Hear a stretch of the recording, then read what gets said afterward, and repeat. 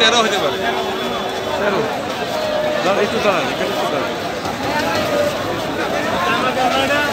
শুধু দর্শক, জাতীয় মসজিদ বাইতুল মুকাররমে আজকে পবিত্র মাহে রমজানের দ্বিতীয় শুক্রবার, এবং এই দ্বিতীয় শুক্রবার পবিত্র জুম্মার দিন আমরা দেখতে পাচ্ছি প্রায় লক্ষাধিক ধর্মপ্রাণ মুসলমানের এখানে জামাত আদায় হয়েছে।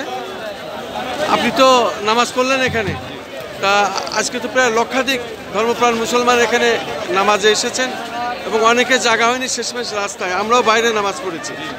তা মোটামুটি আপনার অভিমত কি? আর কয়দিন পরে তো ঈদ, বর্তমান রমজান মাসে দ্রব্যমূল্য জিনিস, তারপরে নিত্য প্রয়োজনীয় দ্রব্যমূল্য কেমন দাম, পাশাপাশি আইন শৃঙ্খলার পরিস্থিতি কি, বর্তমান সরকার কেমন চালাচ্ছেন, এই বিষয়ে যদি একটু বলতেন কি হলে ভালো হয়। এটা হলো 13ই রমজান গেল আজকে, এবং রমজানের দ্বিতীয় শুক্রবার আজকে। জি, অনেক মুসল্লির সমাগম হয়েছে এখানে মসজিদে।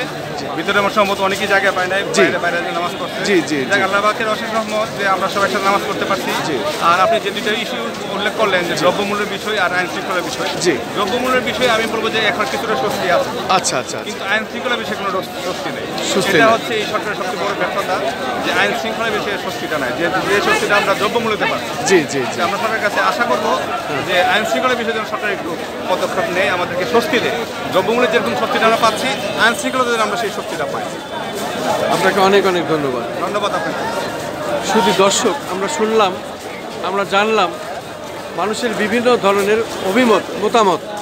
আসলে পবিত্র মাহে রমজান মাস, এই মাহে রমজান মাসে আসলে আইন শৃঙ্খলাটাই স্বাভাবিক হওয়া দরকার। আর আমরা দেখতে পাচ্ছি জাতীয় মসজিদ বাইতুল মুকাররমে আজকে লক্ষাধিক মুসলমানের ধর্মপ্রাণ মুসলমান এখানে নামাজ আদায় করেছেন, এবং এখানে প্রশাসন অত্যন্ত তৎপর। আমরা দেখতে পাচ্ছি কোনো রকম যাতে এখানে বিশৃঙ্খলা না ঘটে, এবং ধর্মপ্রাণ মুসলমানরা এখানে নামাজ আদায় করছেন। প্রায় লক্ষাধিক ধর্মপ্রাণ মুসলমান এখানে নামাজ আদায় করেছেন।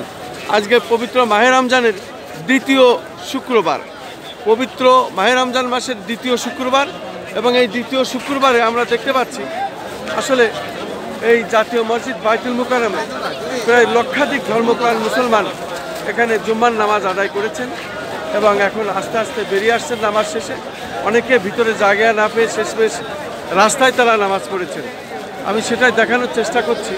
আসলে মূলত আজকে পবিত্র মাহে রমজান মাসের 13তম রোজা, 13 দিন নামাজ তো আদায় করলেন। তা আজকে তো পবিত্র মাহে রমজান মাসের দ্বিতীয় শুক্রবার, প্রায় লক্ষাধিক মুসলমান এখানে ধর্মপ্রাণ মুসলমানরা নামাজ আদায় করেছেন।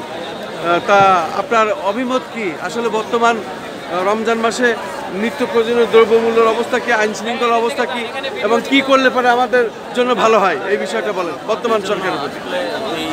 এই শুক্রবার উপলক্ষ করে আমাদের খতিব সাহেব যে বয়ানগুলো করেছেন, সেই বিষয়গুলো পরিপূর্ণভাবে মানার চেষ্টা করে, এবং হালালকে হালাল জেনে হারামকে হারাম মেনে সেই অনুযায়ী আমাদের জীবন পরিচালনা করা আমাদের সকলের জন্য প্রয়োজন বলে মনে করি। আচ্ছা, আপনার নাম কি? আমার নাম মোহাম্মদ লাবিব শাহরিয়ার। মোহাম্মদ লাবিব শাহরিয়ার। লাবিব সাহেব, ওকে, আপনাকে অনেক অনেক ধন্যবাদ।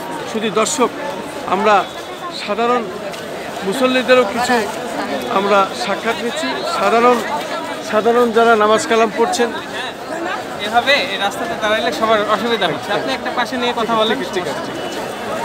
শুধু দর্শক, আমরা দেখতে পাচ্ছি আজ জাতীয় মসজিদ বাইতুল মুকাররমে ব্যাপক পরিমাণ ধর্মপ্রাণ মুসলমানদের আজকে ছিল এখানে নামাজের শুক্রবার, পবিত্র জুম্মার দিন পবিত্র জুম্মার নামাজ আদায় করলো, এবং সেখানে আমরা দেখতে পাচ্ছি লক্ষাধিক প্রায় মুসলমান এখানে আজকে জাতীয় মসজিদ বাইতুল মুকাররমে নামাজ আদায় করেছেন, এবং আমরাও নামাজ আদায় করেছি এখানে। কিন্তু শেষমেশ অনেকের জায়গা এখানে না হয়, তারা রাস্তায় শেষমেশ নামাজ আদায় করেছে।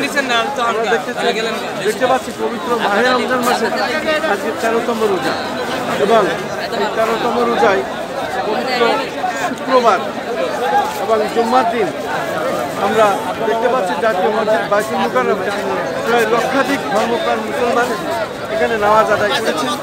যেহেতু আজকে পবিত্র মাহে রমজান মাসের দ্বিতীয় শুক্রবার, আর দ্বিতীয় শুক্রবারে আমরা দেখতে পাচ্ছি মানুষের উপচে পড়া ভিড়, বিশেষ করে ধর্মপ্রাণ মুসলমানদের যারা নামাজ পড়ার জন্য, নামাজ আদায় করার জন্য জাতীয় মসজিদ বাইতুল মুকাররমে এসেছে।